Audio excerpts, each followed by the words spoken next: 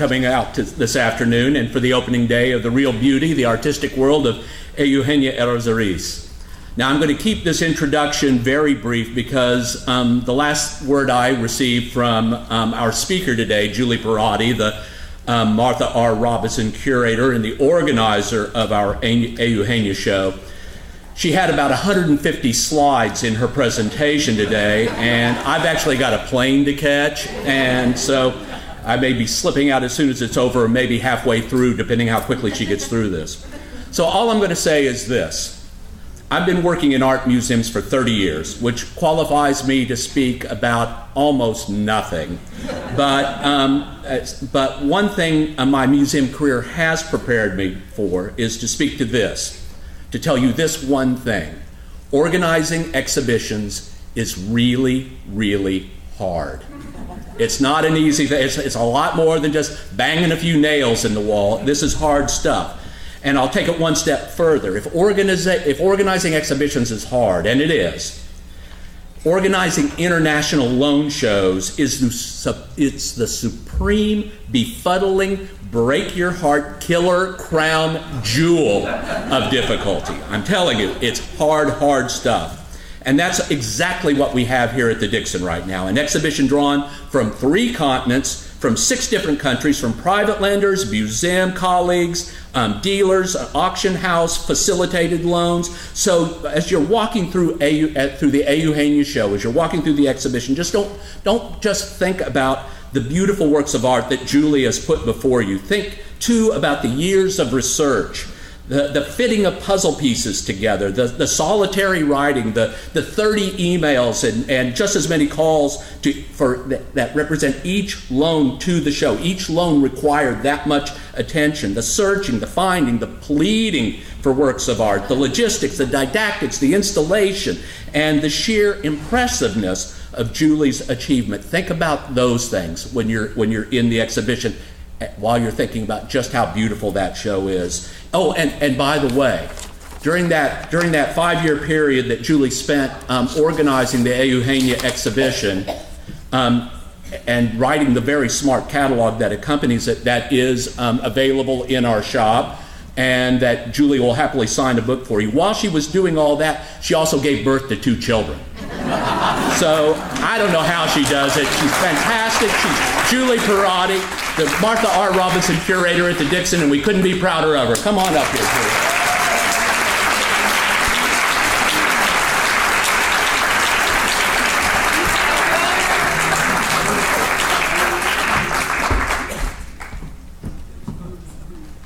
Thank you, Kevin. That's very sweet. It's kind of weird to think about all the work that has gone into this show. I kind of blocked it out of my mind. I think as soon as we got the last painting on the wall, I've kind of shifted gears a little bit. But yeah, it has kind of been a long ride. And 2 children later, I think I'll probably take a nice nap tomorrow. So anyway, and I really appreciate Kevin's kind words, and thanks to all of you for coming today. So as Kevin said, this exhibition has been the focus of my work for the past 5 years. Eugenia, as we called the woman, and the exhibition, has given me a real direction for my career, and I couldn't be more grateful to Kevin for his support of me and this project every step of the way. I think Kevin has really almost become my psychologist here at work. I go to him every day. I'm like, I don't know if this is going to happen. And he's been a kind of a calming force to me and a real mentor to me in this project. So I'm very grateful to Kevin and to the whole curatorial department. I'm grateful to them and all their hard work. This was a lot of loans, as Kevin said. So Kristen, our registrar, and Jeff and Katie in our department did a lot of work to make the show look as beautiful as it does and make sure all the paintings got here safely. So I'm grateful to them. And finally, I'm very grateful to Margarita Sandino here for all of her support through the project. Okay, so on to Eugenia and Ramon.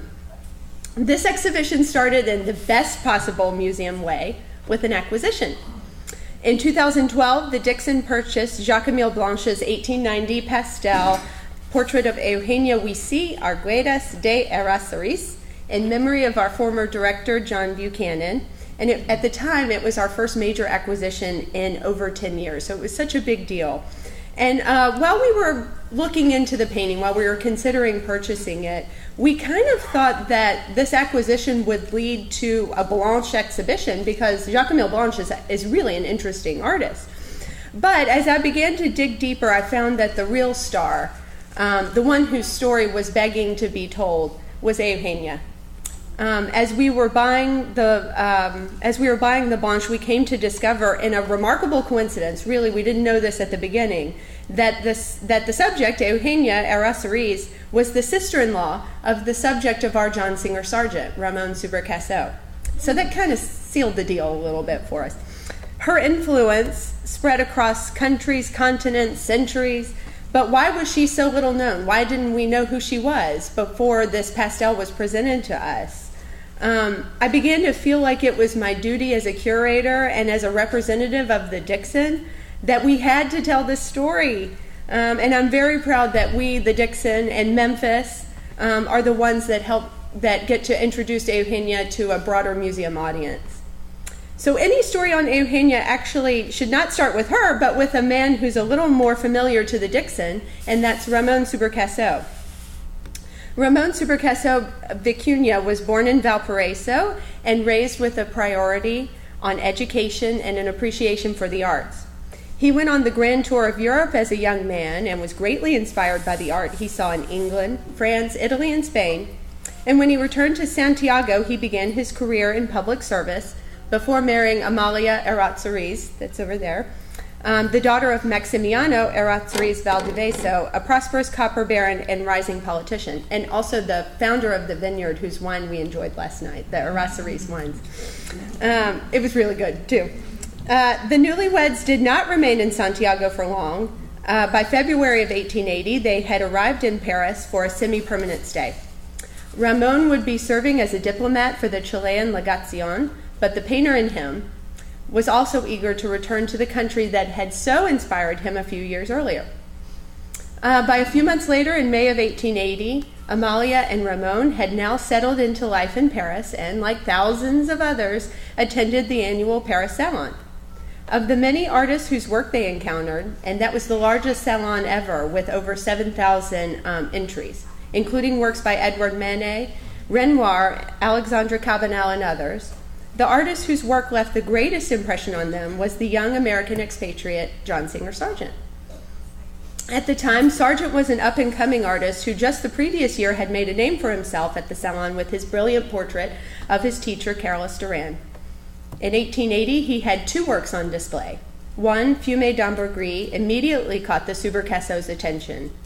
Sargent's early meditation on sensory stillness and tonal harmony was described by one critic as a perfect piece of painting. And it seems that Amalia and Ramon felt the same way. Both of them mention in their memoirs or their memorias that seeing the painting was the beginning of their relationship with Sargent. And if Fumée d'Ambergris sparked their artistic imagination, it was Sargent's portrait of Madame Edouard Peyron that inspired them to take action. And this painting was also on view at the Salon that year. They were so taken with the portrait that they were induced to pay a call on the artist at his studio with the aim of commissioning a portrait of Amalia. I love that they did this, that they reached out to an artist who, like them, was a young expatriate, kind of learning his way, and that studio visit not only led to a remarkable work of art, but more importantly to a friendship that would last for decades. Sargent began work on the portrait of Amalia right away. She was already in the early weeks of her first pregnancy, so any delay would find her represented in a different form, obviously. The sittings took place at the Picasso's apartment, which this is just a little Google Street View of it, where he asked Amalia to relax and play piano for him. As she wrote in her memorias, his hours were neither long nor heavy, so they were friends and they had a good time doing it. The resulting Madame Ramon sur Picasso, completed some weeks later, reveals not only Amalia's striking beauty, but also young Sargent's skill and maturity. She is surrounded by the subtle symbols of the cosmopolitan world in which both the Picassos and Sargent existed. Sitting at a piano with her fingers resting on the keys, just perfectly, too, perfectly painted. Amalia is instantly identified as a woman of culture, and she bears the unmistakable glow of a woman on the cusp of motherhood. Over the summer of 1880, Sargent stayed in touch with the Supercassos. Ramon, while filling out his diplomatic duties, also found time to work on his true passion, painting. In addition to parks in Paris, he also painted his wife's portrait. And this little portrait is in the show. I'm very glad to have it. It's been loaned by the Supercasso family. A couple of months later, in September of 1880, Ramon and Amalia traveled to Venice to meet Sargent, who was there with his family. When his parents and sister left, Sargent stayed on, and like the Supercassos, took a studio apartment at the Caprizzonico, the marvelous Venetian palazzo that had earlier that century been converted to apartments for itinerant aristocrats. What a job description. And wealthy wandering painters. That fall, Sargent and Ramon Supercasso worked actively and closely. Ramon produced a series of beautiful and expressive watercolors painted along Venice's lazy and glamorous canals, where we can see him working to capture that perfect Venetian dappled light. Ramon also played an active part in his friend's artistic output that fall. He was the subject of not one but two paintings Sargent produced in Venice. The first, a rapid oil study of Ramon, reveals 24-year-old Sargent's uncanny ability to not only execute a faithful likeness of his sitter, and photographs of Ramon Supercasso attest to that, but also to convey something of his personality. So with relative economy, I mean, look how much of the panel is left bare. Sargent gave his friend an air of distinction, yet in Ramon's sympathetic eyes, he reveals something of his appreciation for the arts and for culture. Sargent inscribed the portrait "A Madame Supercasso, homage de John Singer Sargent," making it a gift from Sargent to Amalia. And if you get up in the galleries, we've got a little flashlight that we've put next to the painting, and you can shine it so you can see the inscription. The other Sargent depicting Ramon is unique as Venice itself. Ramon Supercasso in a gondola is one of the only works Sargent produced where he acts simultaneously as artist and subject. In their floating studio, Sargent paints Ramon at the very same moment that Ramon is painting Sargent. He deftly captures Ramon's likeness, his dapper friend's dark suit and tie, his bowler hat, and even the buttons on his fashionable shoes. Ramon glances up purposefully at his companion, holding an open box of watercolors that he's using to record Sargent's features.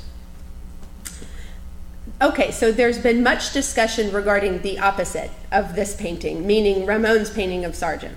But perhaps a clue can be found with this painting, Capri Girl on a Rooftop, which Ramon Supercasso bought directly from Sargent.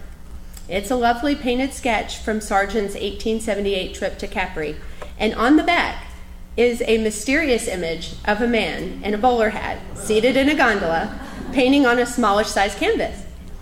Since it is well documented that Capri Girl on a Rooftop was in the Supercasso collection, it's only natural to question whether or not this is the reverse of the Dixon painting. However, the Supercasso's descendants remember that the painting that Ramon did, they remember it as a watercolor, and that it was, though it was in the family for a while, that it has now been lost. So the mystery continues. But I'll keep digging.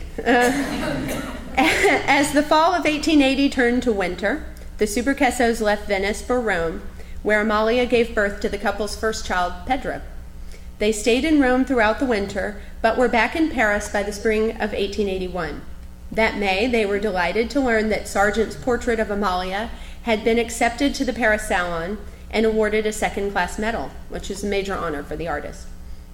This should have been a celebratory moment for both Sargent and the Supercassos, but I guess it wouldn't be the Salon without a little drama. For a short time during the Salon, the medal originally bestowed upon Madame Ramon Supercasso was transferred to Sargent's other submission to the Salon that year, his portrait of the children of Marie and Edouard Pierron. Apparently, Edouard Pierron claimed outrage that a portrait of a foreigner would be given a medal over children of native France. and convinced some members of the jury to move the medal. And they did, which is crazy. Amalia and Ramon were understandably very upset by this change in events, but they found a sympathetic ear in French painter Jean-Charles Cazin, who was a member of the Salon jury. Cazin helped to rectify the situation, and the medal was quickly restored to Amalia's portrait. Okay, soon after the Salon was over, diplomatic duties would call Ramon and his growing family back home to Santiago. They would have overlapped for a brief period there with Amalia's brother and sister-in-law, Jose Tomas Errazuris and Eugenia Huisi. Eugenia was already, by that point, widely recognized as one of the most beautiful women in Chile. She was called El Sol de Santiago. And Eugenia is this one. She had married Jose Tomas Errazuris just a few weeks apart from Ramon and Amalia. Both Eugenia and Jose Tomas were artistically sensitive. Eugenia was raised with an appreciation for culture, and Jose Tomas aspired to be a painter. They had spent their honeymoon in Europe, and it seemed that their life in Santiago paled in comparison. By the time Amalia and Ramon returned to Chile, the Errazurises were feeling restless in the old world atmosphere of Santiago. They would soon leave for Europe themselves. Eugenia would not return for over 60 years. Jose Tomas would never make it back to his homeland. For their first 2 decades in Europe, Paris was Eugenia and Jose Tomas's home base, though they were, like many in their circle, constant travelers. Like Amalia and Ramon, the young Errazurises quickly connected with many of the same artists who had formed their sibling circle. Sargent was their first and closest artist friend. In the first few years they knew each other, Sargent painted no less than 4 images of Eugenia, the earliest of which is seen here. Just one glance at the painting quickly tells you that Eugenia will not be like other society queens who formed Sargent's growing clientele. She appears in profile against a vague gold background. Her face is mostly obscured by the shock of black curls on her head and the swirl of furs wrapped around her. Sargent inscribed the painting Souvenir de John Singer Sargent, making it likely a gift to his new friend, which may explain why he created a second version of the painting just a year or 2 after the first one was made. In the second version, which is in our galleries, this painting articulates Eugenia's famous features, her pert nose that kind of turned up a little bit, and her compact smile a little more clearly. She stands out a bit more against the lightened color of the background. And I think it's in this version that we get to know Eugenia a little better. We pick up on the charm that attracted Sargent and so many artists into her orbit. And a little note on charm. We talk about charm a lot with Eugenia. Eugenia was certainly beautiful, but it is her charm that everyone discusses. Part of this is her curiosity, her eagerness to learn and make friends. But many people cite her confusion of languages. She spoke kind of a mixture of French, Spanish, and English.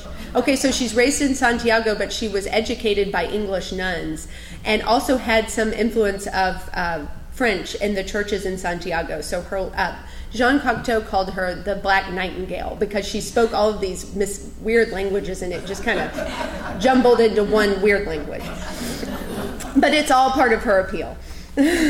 The Errazurises were supportive friends of Sargent's. They acquired work from their new friend, 2 works that, like the Subercasos purchase, were from the artist's 1878 trip to Capri, Dans les Oliviers à Capri and Capri.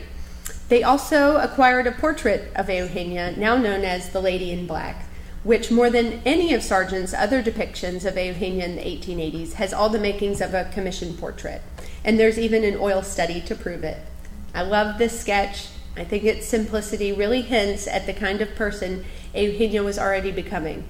Strikingly beautiful, but also sympathetic and even amusing. In the finished painting, The Lady in Black, Sargent shows us that Eugenia isn't, again, like other women. For one thing, she's smiling and warm, graciously receiving the viewer with an open arm and an open fan. She is in motion. It's like she's walking toward us to embrace us and greet us and hug us. Her black dress and simple surroundings also stand in contrast to the finery that it adorns and surrounds most women in society portraits. Think back even to the subtle symbols of sophistication in Sargent's portrait of Amalia. In this portrait, he conveys again how charming and intriguing Eugenia was.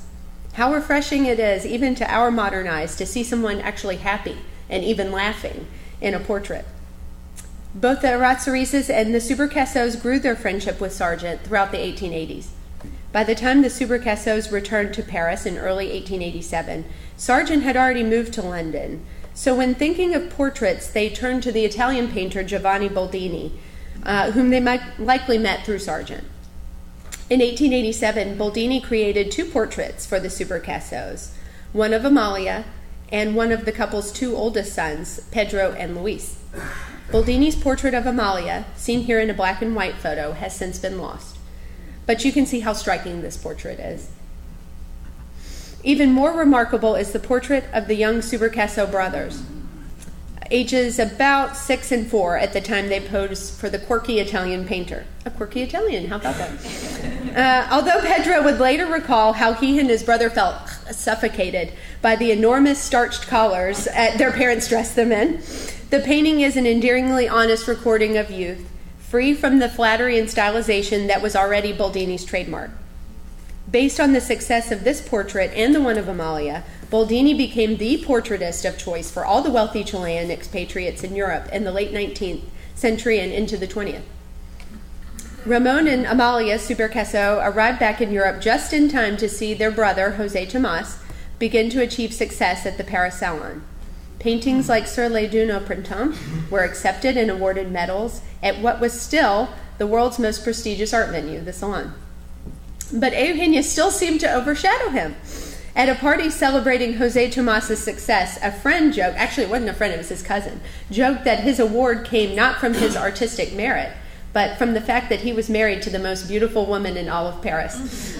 So, I don't think José Tomás liked that. José Tomás would soon stop sending his paintings to the Salon in favor of creating portraits and paintings for family and friends, like this portrait of his brother Raphael. And indeed, Eugenia, by now known around Paris as La Belle Chilienne, seemed to be charming her way into the hearts of many of the city's most important artists. Eugenia first became aware of Auguste Rodin's work in the early 1880s, and toward the end of the decade, she visited the artist's studio with her husband and Ramon Picasso and other relatives. She became so enamored of the beautiful marble sculpture here, Galate, and it's in our galleries, it really is beautiful, that she declared to the artist on the spot that she had to have it. But Rodin was apparently so charmed by Eugenia that he sold the sculpture to her, but he had actually promised it to his model and muse, Camille Claudel. But he sold it to Eugenia anyway, and I don't think Camille Claudel was very happy about it. The late 1880s also saw the Arratia-Erazuris return to commissioning portraits. They tapped Belle Epoque master Paul César Elieu to create this pastel portrait of Eugenia that has sadly also been lost, before making the acquaintance of Jacques-Émile Blanche and commissioning a pair of portraits from him. Blanche had been working with much success in the delicate medium of pastel and would put his mastery to the test with this commission, which was to be a portrait of Eugenia and one of her young son, Max. Blanche's portrait of Eugenia remains one of the most powerful images of her created throughout her lifetime. And as you can see already, there were many of them. Eugenia was actually known for being rather petite, but she appears large and dominant from Blanche's deliberately low vantage point. But where she could have come across as intimidating, she instead bears the charming and almost mischievous smile we have come to expect from her. And Blanche and Eugenia's choice of pastel as the medium for the portrait gives the image a kind of lightness and, of course, immediacy that tempers the formality of such a large portrait. This image remains so striking to us as modern viewers, in large part due to what she's wearing, a loose, silvery blue day gown. I have puzzled over this dress for a long time. Why would she choose to wear such an informal gown in what was surely intended to be a formal portrait? Even for Eugenia, who in 1890 had not yet distinguished herself as the champion of simplicity that she would become, this seemed an odd choice. But as I was putting the pieces of her life's puzzle together, I came to realize that the gown was not so much an aesthetic choice as a practical one. In all likelihood, when Eugenia sat for Blanche, she was pregnant. We know that it was in 1890, the year this was completed, that Eugenia delivered her third and final surviving child, a daughter named Maria, who would always be called Baby. Her face bears the unmistakable glow again of an expecting mother, and her fingers rest on her midsection, kind of pointing to her current condition almost. What an amazing statement, especially at the time, to have your portrait made and be very open about the fact that you're with child, you're pregnant. It's pretty amazing, I think, to our eyes, even in today's world where you see all these pregnancy portraits people have made. Further asserting herself and her husband's belief in the importance of motherhood, they had Blanche create a companion portrait of the couple's only son, Max, at the same time. The image of Max follows more closely the conventions for portraiture, but still in a large format pastel. Max appears even more formal than the Picasso boys had a few years earlier. He almost takes on the air of a young prince. So cute. As the couple's only son, Max was key to preserving the Erazuris name and legacy, one of the most powerful and enduring in Chile. The oranges on the floor are a common Vanitas symbol and a reminder of the fleeting nature of childhood. And I have to say, it is a great pleasure to reunite mother and son here at the Dixon today. I don't think these portraits have been together since they left the family. The 1890s saw both the Errazurises and Picassos continue what had now become a tradition of being part of some of the most interesting and sometimes daring portraits being created at the time from an increasingly international cast of characters. In 1891, Ramon Picasso was visiting the studio of his friend Giovanni Boldini with his son Pedro, who's now about 10 years old at this point, which led to the creation of this painting, Portrait of the Young Picasso. Bored after hours of sitting for his portrait, Pedro has collapsed onto a striped settee, rumpling his fine silk clothing and fidgeting with his stocking. Imagine that. With endearing honesty, Boldini captures the impatience and carelessness of adolescence. Portrait of the Young Picasso was praised at the time for its insights into the nature of childhood when it was shown at the 1891 Salon. Despite its success, the Picassos actually never took possession of the painting. It was likely intended to be a studio painting for the artist. As they had done with Sargent, the Picassos were the ones who introduced Boldini to the Errazurises, leading to these two portraits being made of both Eugenia and her oldest daughter, Carmen. Boldini's portrait of Madame Erazuris is everything Blanche's pastel of 2 years earlier was not. Eugenia commands her place, confident in her beauty and her style. No longer the understated and covered-up mother-to-be, she is flamboyant and on display.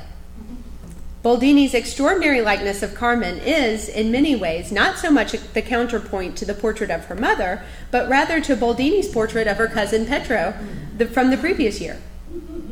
Painted in the same studio interior, 9-year-old Carmen poses on the opposite end of the same little settee. This time the stripes were eliminated. She appears impatient, entitled, and even coquettish as she drums her fingers on the cushion. Like all great paintings, Portrait of Mademoiselle Erazuris caused a scandal when it premiered at the 1892 Salon. Critics found her seductive gaze immoral and even bizarre. Not to mention the girl's exaggerated long legs clad in black silk stockings and provocatively crossed. The glimpse of skin at the top of her right stocking, and you can kind of see it here, really enraged all the critics. And they thought it was a particularly suggestive choice and sparked conversations about the painter's intentions. A little creepy. Buyers today have learned to look past the scandal. When it was sold at Sotheby's in 2010, it set a new record for Boldini at auction. These two paintings actually became an interesting part of my research. I had always known that Boldini had painted Eugenia's portrait, but that image originally seemed lost. I was, of course, aware of these two paintings, but everywhere I found them, they were listed as being portraits of Josefina Alvear de Erazuris, an Argentinian woman who had married one of Jose Tomas's cousins, and her daughter, also named Josefina, but referred to as Giovanetta. And Giovanetta always seemed weird to me because that's really just an Italian word for young girl. It would never, I can't imagine that being someone's actual name. And for a while I just kind of accepted it, even though I thought that it looked more like Eugenia than photos of Josefina. But one day I was looking into the Josefina and Arratia-Erazuris history, and I discovered that that couple did not marry until 1897, and their daughter wasn't born until after the turn of the century.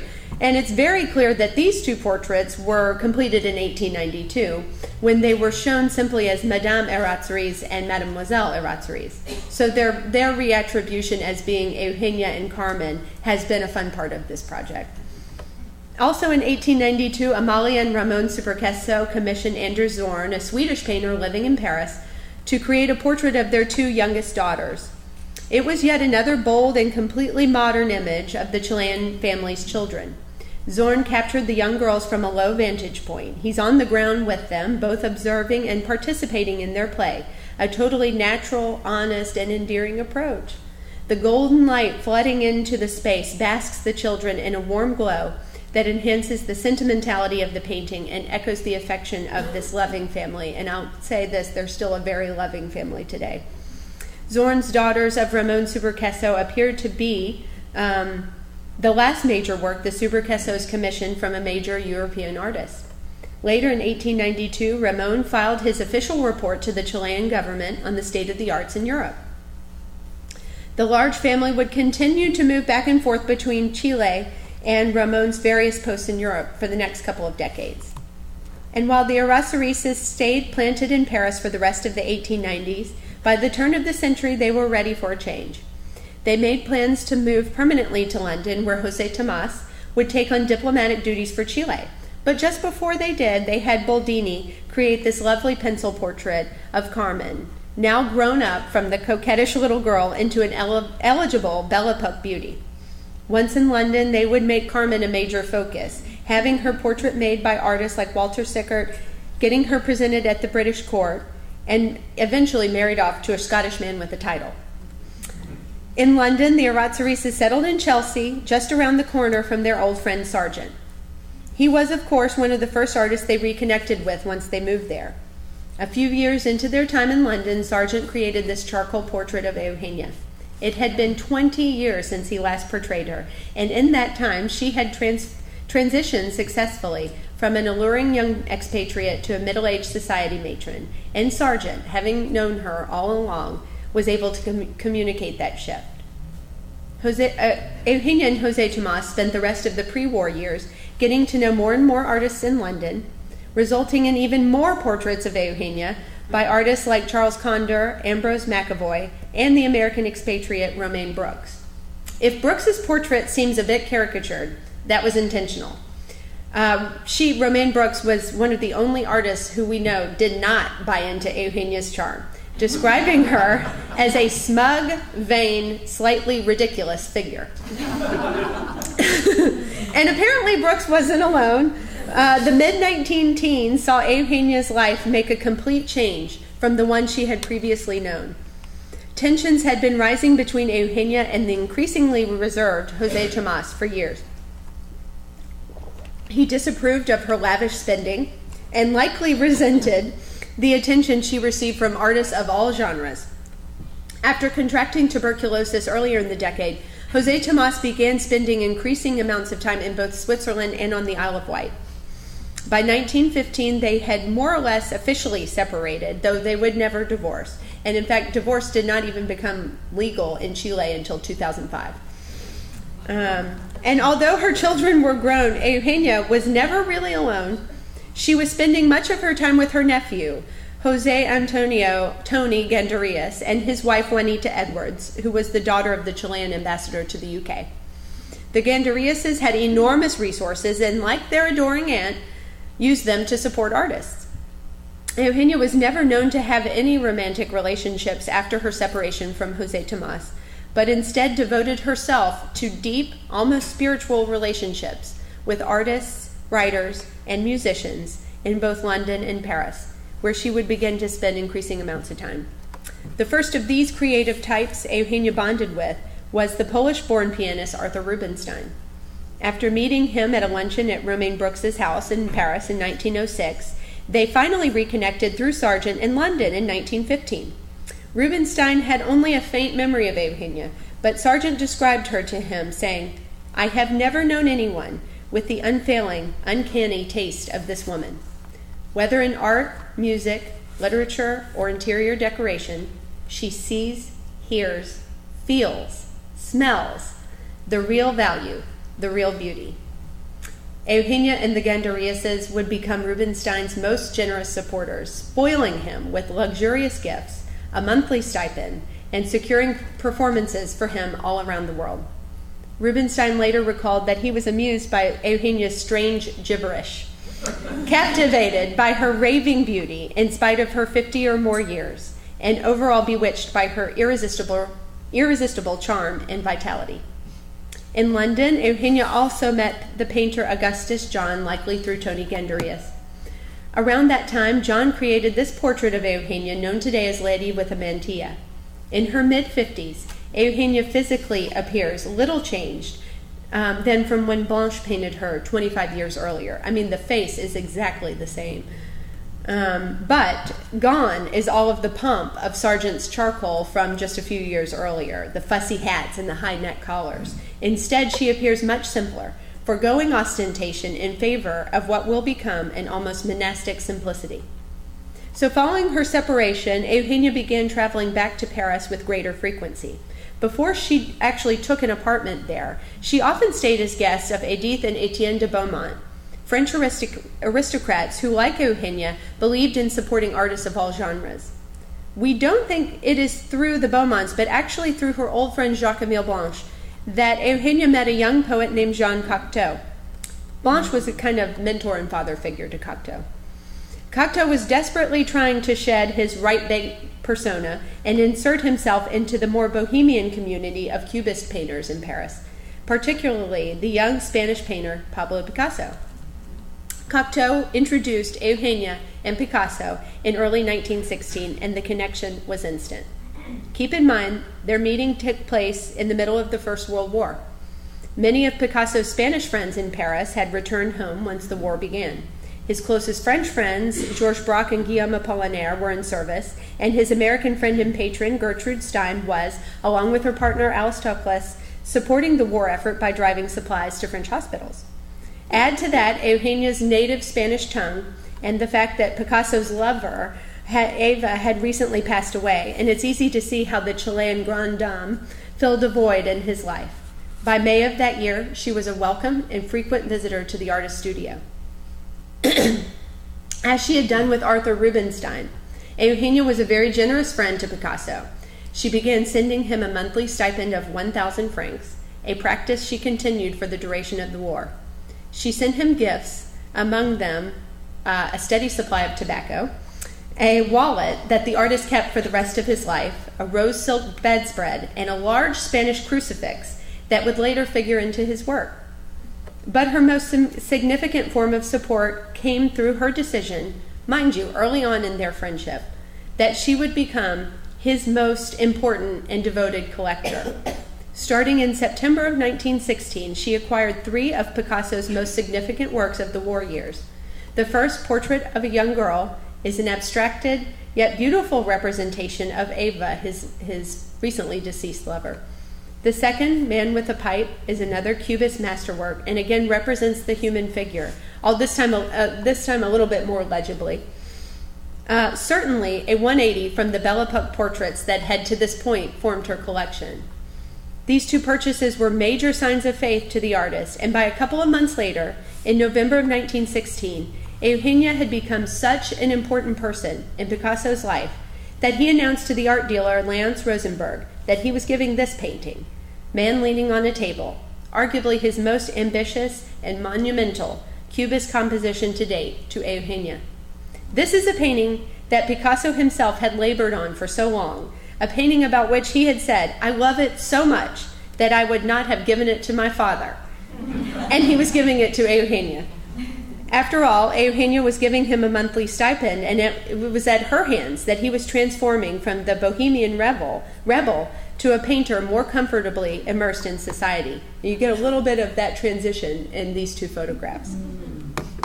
One of the longest lasting consequences of Eugenia's influence in Picasso's life came through the Ballet Russe. Eugenia had become friends with the Ballet Russe impresario Serge Diaghilev in 1912, and as she had done with Arthur Rubinstein, had helped secure performances for the Ballet Russe at the Spanish court. When she was made aware that Jean Cocteau had written a modern ballet composed by French modernist Eric Satie and wanted the Ballet Russe to perform it, she used her clout with Diaghilev to get him to agree. Then Russian dancer Leonid Messine was brought in for the choreography. The final piece of the puzzle was the costumes and the sets. Cocteau had hopes that Picasso would take that on, but it didn't really seem likely. Enter Eugenia again. Though she had not known Picasso for long, she arranged a meeting between him and Diaghilev at the artist's studio. Ultimately, Picasso agreed to participate in Parade. In February 1917, just a few months ahead of the opening, the collaborators decided to decamp to Rome, where the Ballet Russe was performing, to seriously plan Parade. It was on that trip that Picasso met and befriended Russian composer Igor Stravinsky, another one of Eugenia's chosen geniuses, a friendship that would bring her great happiness. But perhaps more importantly, in Rome, Picasso met Olga Koklova, a dancer with the Ballet Russe. Olga was beautiful, and her adamant chastity made her irresistible to Picasso, who was not used to that. By the beginning of May, when the Parade collaborators returned to Paris for the performance, the two were inseparable. Just before the ballet's premiere, there was a dress rehearsal that was itself attended by a who's who of Parisian culture at the time, including, of course, Eugenia, who French writer Paul Morand described as dressed as a Spanish nun. This would become a common practice for the increasingly spiritual Eugenia, who even became a lay Franciscan. The black habit she so famously wore, oh gosh, Lindley, I think we're losing our battery. The black habit she so famously wore was designed by none other than Coco Chanel. When Parade actually premiered in Paris in May of 1917, y'all remember this costume? Any Isabel visitors? Should I keep going? Okay. When Parade actually premiered in Paris on May 18th, 1917, it was to mixed reviews. But Eugenia was proud of the production and would once again prove to be both Parade and Picasso's fairy godmother, when she soon after helped secure the Ballet Russe performance of Parade at the Spanish court. When Picasso expressed hesitation at how to act in front of royalty, Eugenia dropped everything and traveled to Madrid to help groom him on court protocol. She wanted to help her friend, yes, but she really wanted to spend more time around Olga. In the end, both Picasso and Parade were a hit in Spain, and Eugenia coolly offered her approval of Olga. About a year later, Olga and Picasso were married at Paris's Russian Orthodox Cathedral. Eugenia offered to host the couple for their honeymoon at the home she had recently taken in Biarritz, a cabane that she would name La Mimosa-Rey, for the abundance of mimosas in its gardens. Eugenia was busy getting the house ready for Picasso and Olga, so she missed the actual wedding. When the newlyweds arrived at the end of July, they found a home that was luxuriously rustic and shockingly simple. They also found that Eugenia had given the entire second floor of the house to the Picassos. One room was a bedroom, the other was to be the artist's studio. Picasso had sent several paintings that he was working on before he left, seen in this photograph, and he hoped to bring them all to resolution, which for the most part he did. In this happy time of his life, Picasso was abundantly productive.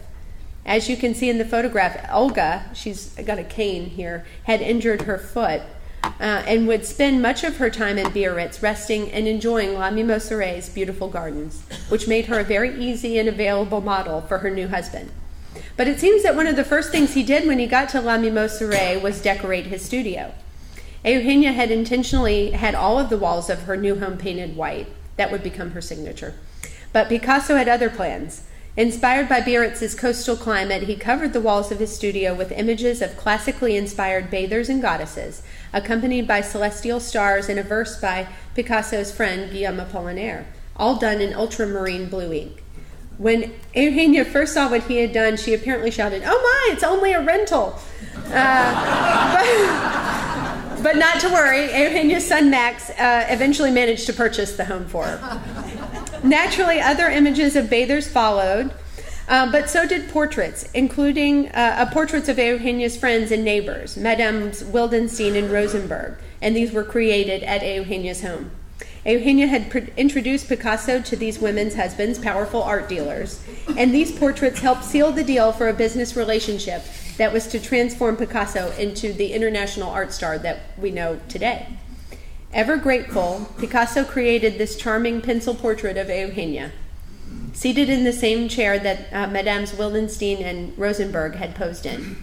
With just a few delicately placed lines, and I mean really delicately placed, Picasso emphasized her ageless beauty, and eliminating all surroundings, suggested the tranquility and simplicity that Eugenia sought in Biarritz. He would create another sketch of Eugenia that summer, but this one's more of a trifle, a sketch after a photograph of Eugenia and Carmen. Other figural works came about. He sent this large painting of Pierrot to Biarritz before he arrived and continued working on it there. Inspired by his work with the Ballet Russe, Commedia dell'arte figures continued to pop up in Picasso's work at the time with great frequency. He created this Pierrot sketch at La Mimosa-Rey, where the tragic clown is standing rather than seated, and with the same simplicity and economy of line that he used for his portrait of Eugenia. In addition to these representational work, Picasso continued to explore Cubism at La Mimosa-Rey. His two most powerful Cubist paintings from Biarritz were still lifes. In both still life and abstraction, Picasso presented the barely recognizable forms of a bottle, a pipe, and glass floating above a small wooden table. The rustic austerity of the composition mirrors the surroundings that Eugenia had created at La Mimosa-Rey. At the end of the summer, Picasso and Olga left La Mimosa-Rey and returned to Paris, but the couple stayed close in touch. Eugenia encouraged Picasso to collaborate with the Ballet Russe again on Tricorn, which was premiering in London. And she was thrilled with the friendships that had formed between Picasso and her other chosen creative geniuses, perhaps especially Igor Stravinsky. Stravinsky and Picasso collaborated in 1919 with the publication of Ragtime for 11 Instruments, for which Picasso designed the cover. As a token of his thanks for all her support, Stravinsky dedicated the composition to Eugenia, but was appalled when he discovered that Edition de la Sirène, which had published it, had misspelled Eugenia's name. So you see it up here.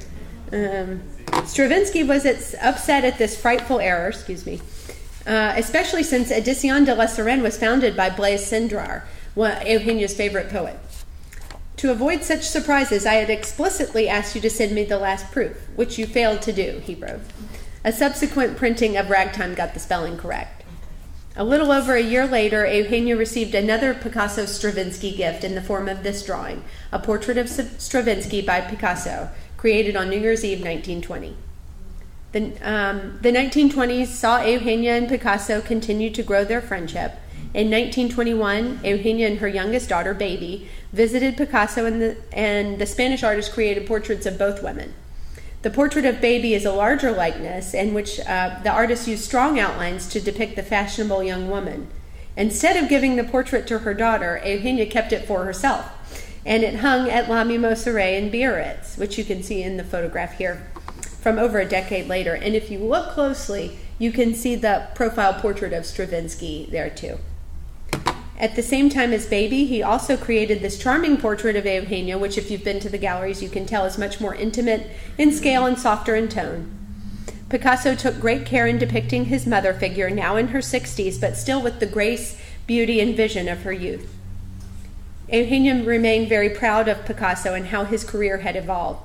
She certainly supported him when he decided to take part in Etienne de Beaumont's Soirée de Paris, a series of musical, dance, and dramatic performances intended to assert France's cultural vitality during the 1924 Paris Olympics. Picasso created the decor and costumes for the ballet Mercure, which also featured music by Eric Satie and choreography by Messine. Following the ballet's premiere, the Beaumonts hosted a celebratory ball at their Paris mansion, which Eugenia attended with Picasso and Olga. And the artist and his devoted friend both dressed in Spanish-style costumes. Olga was in a gown. There, Man Ray made this brilliantly posed photograph of Picasso standing between Eugenia and Olga.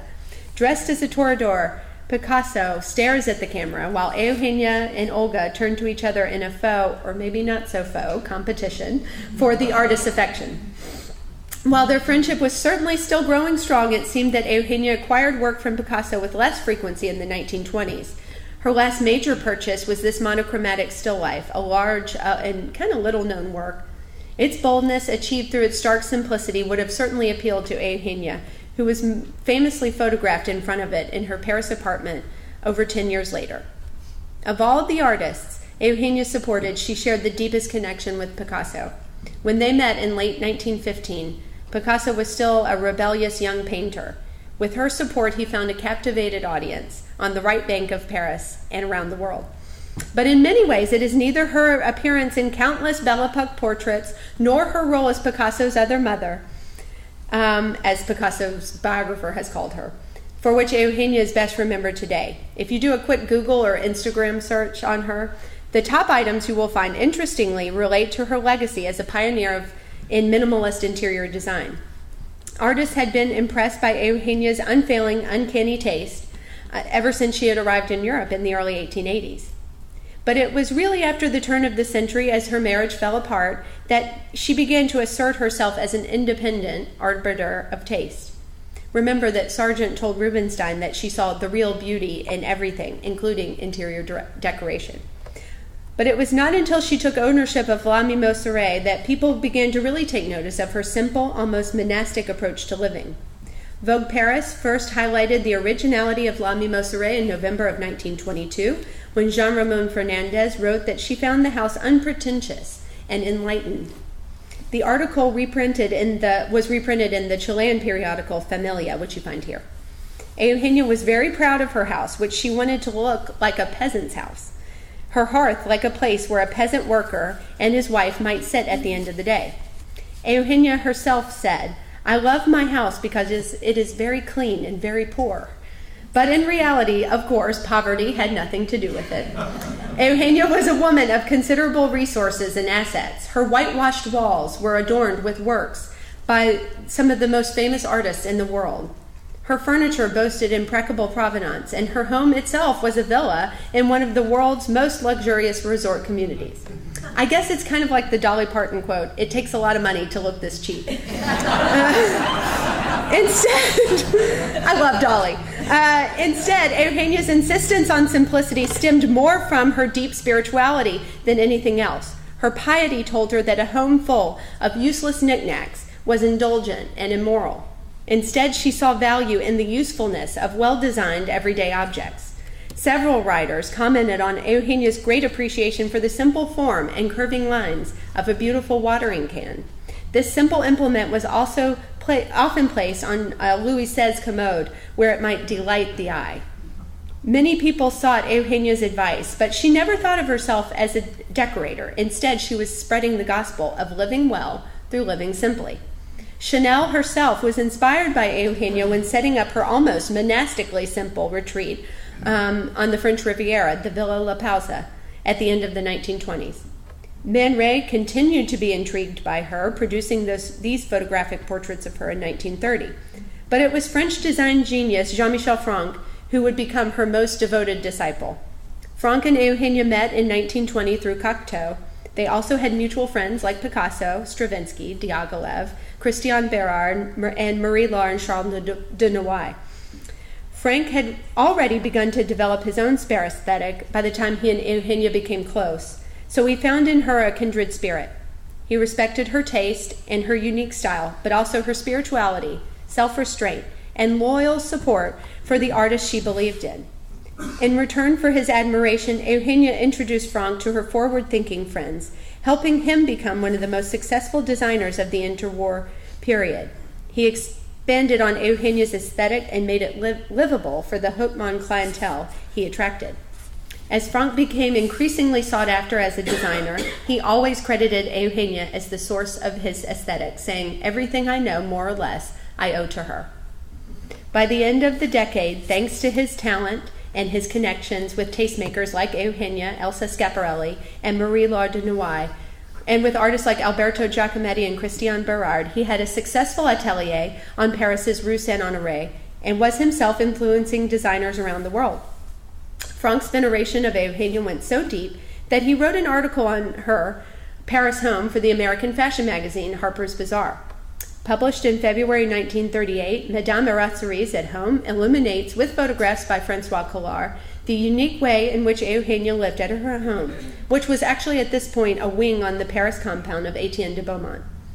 The spread begins with a large photograph of Eugenia's front hall, marked by its relative emptiness. An unadorned armoire and a metal table and chair are the only furnishings in the room, epitomizing the three elements that Eugenia felt most important to a home: harmony, elegance, and tidiness. The metal furniture had come to be emblematic of Eugenia's approach to living. Though an odd choice to many, to Eugenia they boasted beautiful lines and were functional as well. Jean-Michel Franck and Alberto Giacometti directly quoted Eugenia's shockingly simple Bois de Boulogne café chairs and table when creating their own painted iron furniture in 1935. The side chairs from this series emanate the kind of austere utilitarian beauty that defined Eugenia's aesthetic. Franck began his article by saying, "To the friends, I was about to say the disciples of Madame Arratia-Erazuris, the words elegance, taste, love of the beautiful have recaptured meaning. They define her better than any encyclopedia." The photograph of Eugenia, now nearly 80 years old, reveals that her distinct features had not faded. She stands in her salon, and photographs of the space reveal it to be the model of luxurious simplicity that Franck had so revered. The 1925 Picasso still life hangs on the wall, and a lamp by Alberto Giacometti for Franck, the large leaf lamp, stands on the floor.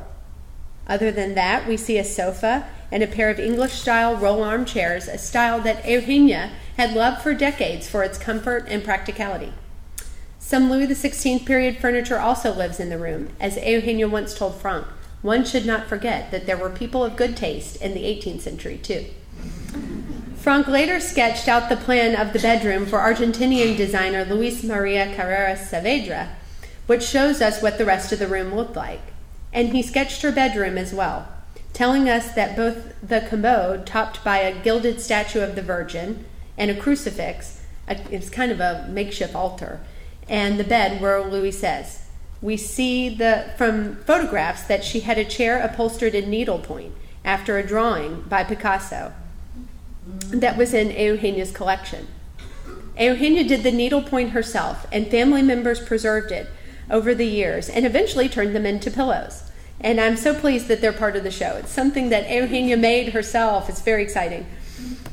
After giving us glimpses into her peaceful and above all unique home, Franck shares some of the advice Eugenia had given him with the readers of Harper's Bazaar, saying, "A house that does not change," she says, "is a dead house. In a house where nothing budges, the eye, too long accustomed to the same scene, ends by seeing nothing." And as she says, if there are masses of old things lying about, you cannot have a beautiful house. Throw out and keep throwing out. Elegance means elimination.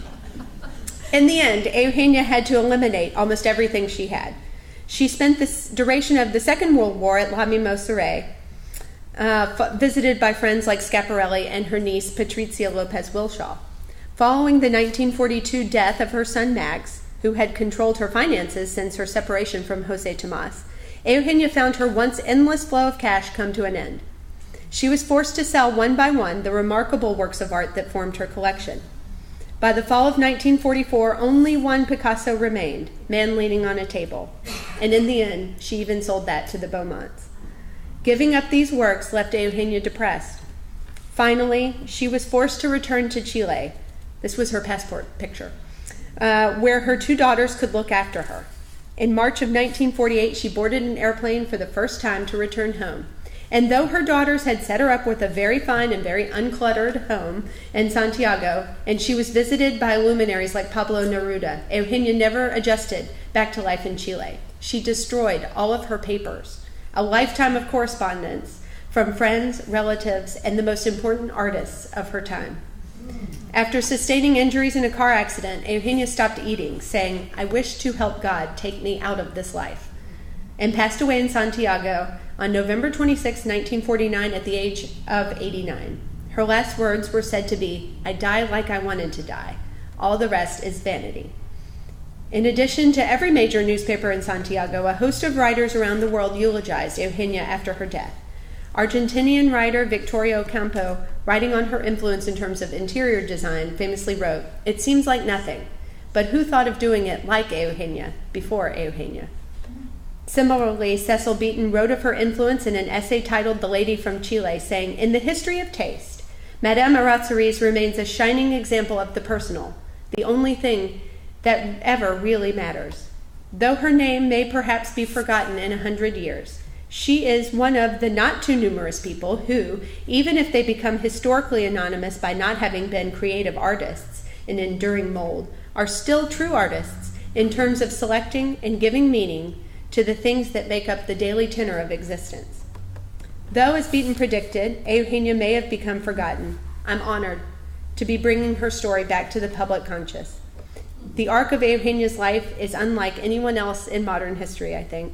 Her evolution from a wealthy Chilean expatriate to Picasso's other mother, to the Queen of Clean, as the New York Times referred to her, had no precedent, and no one has really equaled the broad scope of her influence. I feel so proud that we at the Dixon, with our Sargent and our Blanche, were uniquely positioned to tell both the Subercaseaux and Erazuris stories, and that we did what museums are supposed to be doing, telling the stories that need to be told about the artists we think we know. Though, as Sargent said, Eugenia saw the real beauty in everything, I think that it was Eugenia herself, with her charm, vitality, curiosity, and boldness in pursuing the life she wanted, that was the real beauty all along. So thank you for coming with me on this journey.